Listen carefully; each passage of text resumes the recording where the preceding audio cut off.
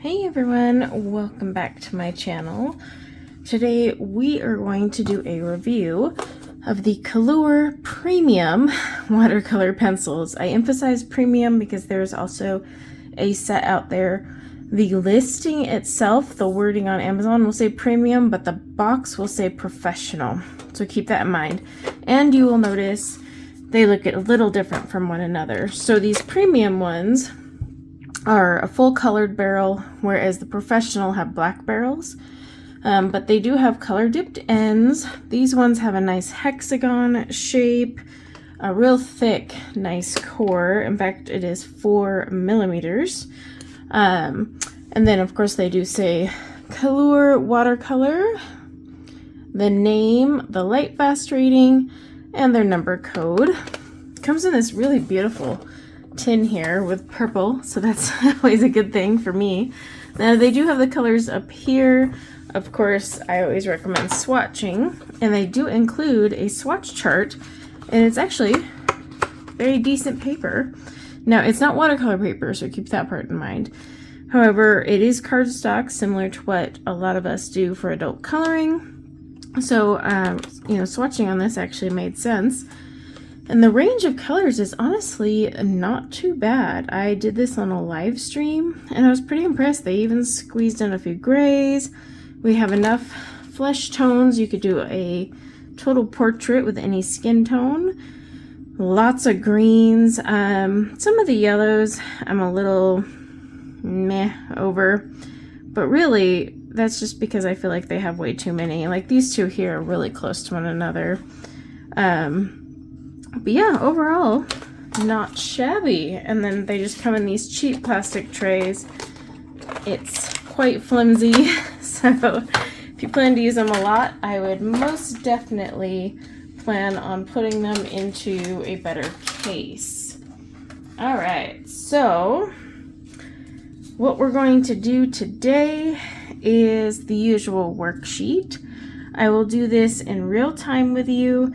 That way you can see everything. Oh, there's the jets. So let me sharpen this one. I'm going to be testing ultramarine light and then probably do a blend test with these other ones. So let me sharpen them. Okay, let's zoom you in.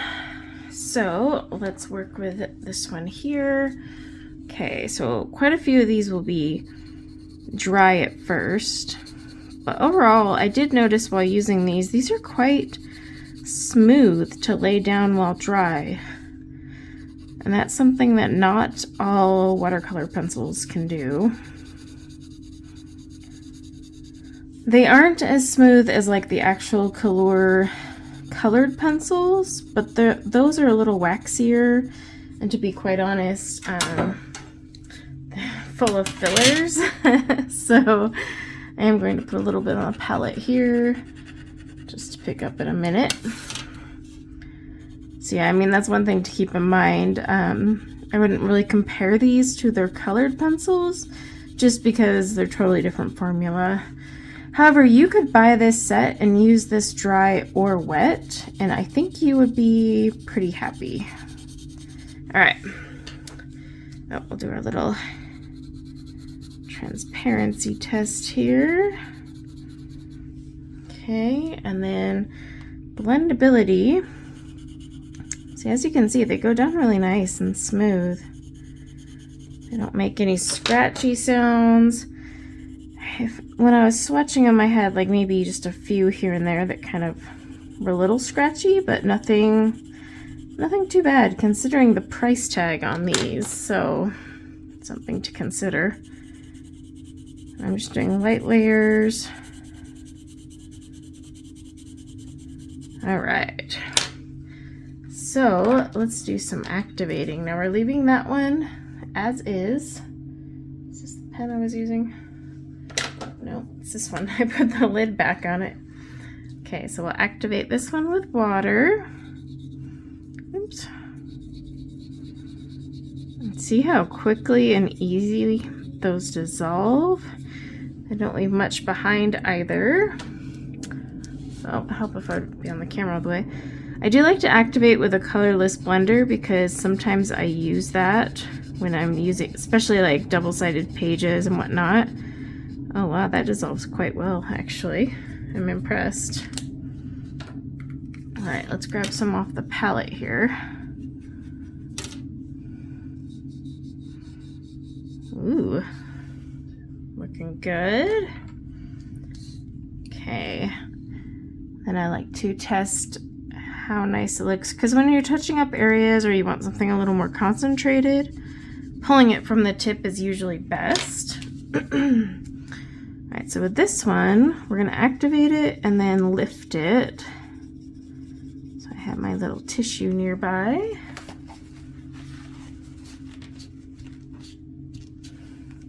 It actually lifts pretty well considering I'm using a blue color, and blues typically are staining colors, just FYI. Okay, so we're going to activate this one and then we'll come back and see if it reactivates. Yeah, these dissolve really well on cardstock. All right, transparency. I like to test, one, how transparent it is, but two, how far can I drag the color out? Pretty far. Okay. Blendability. I think we'll go. So this is just me blending them together, trying to kind of see what colors I can create and mix and mingle. And this actually looks pretty cool. It's actually a really nice sky background color, I might say. Okay, so let's grab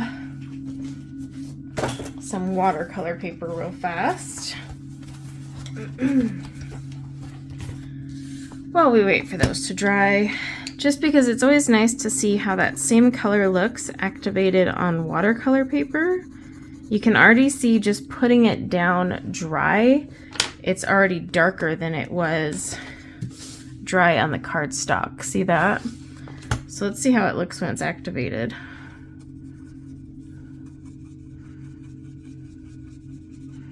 Yeah, and you can already tell the color's a lot richer.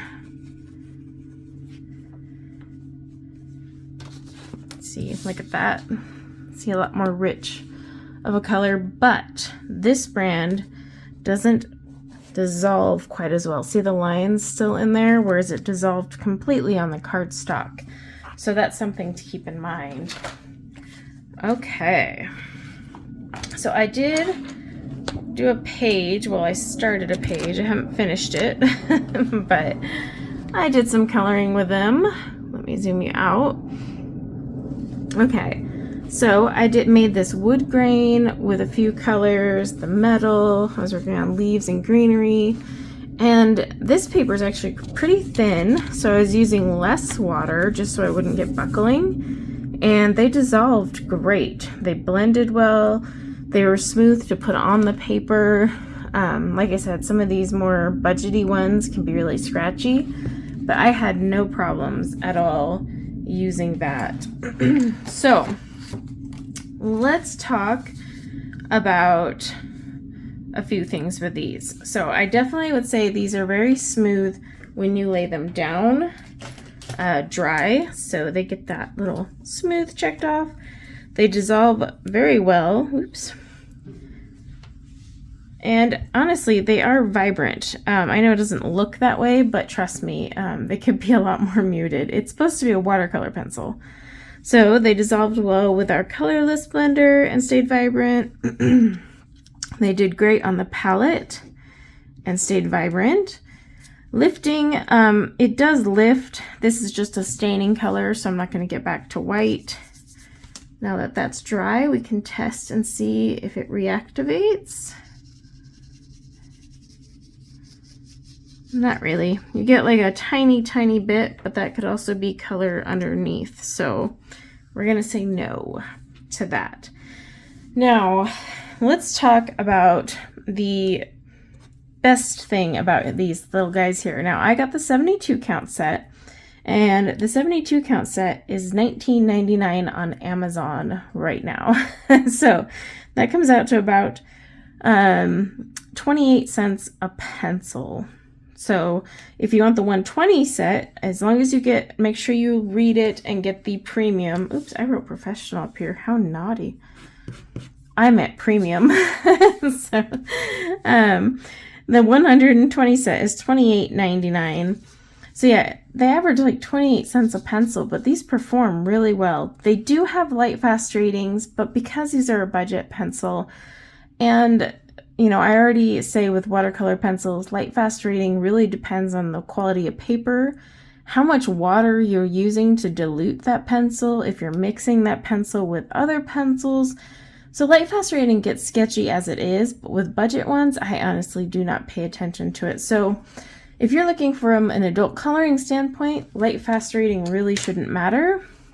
You're closing your book, you're putting it on the shelf.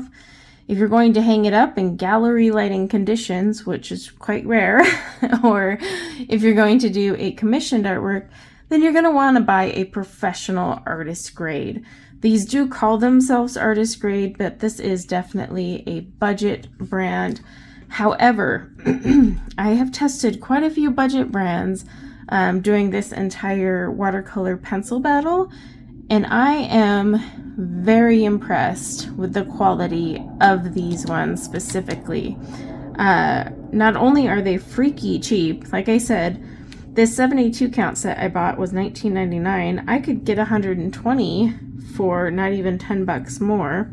So the colors you get for the price, absolutely awesome. I do find a few flaws, but they actually don't have to do with the pencil themselves, because honestly, these are a great budget watercolor pencil. I actually recommend these. However, the premium and professional wording on their tins, and then if you were to go look Kalour watercolor pencil, you're going to have the ones that all say the same wording, but then when you read the tin, you'll see some say professional, some say premium, different color barrels. Worse is I've reached out to this company 9 times, twice via Amazon. I've reached out through social media. I have sent emails, not a single response to tell me what the difference is between the two. So incredibly frustrating. So when it comes to customer service, honestly, I would say they are horrible. Zilch on customer service. So luckily they're so cheap that if you have an issue with it, it's not a big deal. You can return it to Amazon and it's only $20, you know, but if you're hoping for customer service, these people don't have it. So yeah, the premium and professional thing is very confusing for those who may not be aware or notice the differences. I do have a set of the black barreled ones that I'll be testing as well. So maybe I can figure it out myself what the difference is. But that is one of my biggest complaints. And worse is just the fact that the company is so unresponsive after months of trying to get a hold of them. Which sucks because when I'm doing a review and I'm like, hey, this is a great pencil, it sucks when I have to say, but the company itself is horrible customer service. So yeah, just keep that in mind. That said, overall, I think these are an amazing budget set. These are going to probably be, when we finish up the battle results, I still have tons of pencils to review, but these are probably going to be near the top because of their performance.